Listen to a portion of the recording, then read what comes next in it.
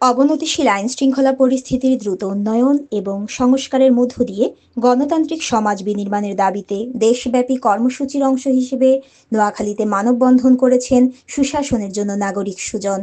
শনিবার সকাল 11টায় নোয়াখালী প্রেস ক্লাবের সামনের সড়কে অনুষ্ঠিত মানববন্ধনে নাগরিক সমাজের প্রতিনিধি, সাংবাদিক, সমাজকর্মী সহ বিভিন্ন শ্রেণী পেশার প্রতিনিধিগণ উপস্থিত ছিলেন।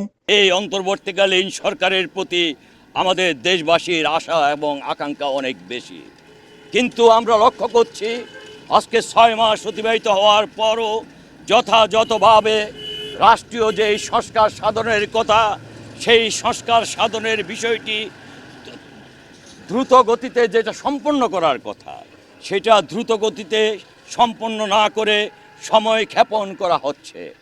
আজকে আমাদের দেশে বিভিন্নভাবে মানুষকে নানাবিধভাবে হয়রানি করা হচ্ছে। অতীতের মতো ভুতুড়ে মামলাও আবার নতুন করে সৃষ্টি হচ্ছে। নিরপরাধ মানুষকেও আজকে হয়রানি করে তাদেরকে বিভিন্নভাবে গ্রেপ্তার করার চেষ্টা করছে। আমরা লক্ষ্য করছি যে দেশের বিভিন্ন স্থানে একের পর এক যেন একটি দুষ্কৃতিকারী চক্র একের পর এক দেশকে অস্থিতিশীল করার জন্য নানা রকম অপরাধমূলক কর্মকাণ্ড চালিয়ে যাচ্ছে।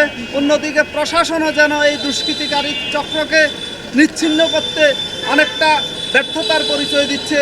এই পরিপ্রেক্ষিতে নাগরিক সমাজ তাদের স্বাভাবিক জীবন আচরণ নিয়ে, স্বাভাবিক জীবনধারা নিয়ে আজকে উদ্বিগ্ন।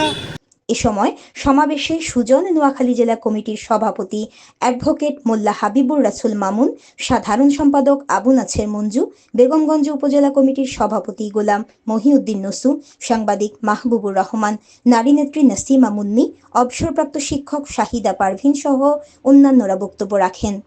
বক্তাগণ নোয়াখালী সহ সারা দেশে চুরি, ডাকাতি, ছিনতাই, ধর্ষণ সহ অবনতিশীল আইন শৃঙ্খলা পরিস্থিতির দ্রুত উন্নয়নে কার্যকর পদক্ষেপ গ্রহণের দাবি জানান। একই সাথে সংস্কার ও নির্বাচনের মধ্য দিয়ে সমাজ বিনির্মাণের দাবি জানান।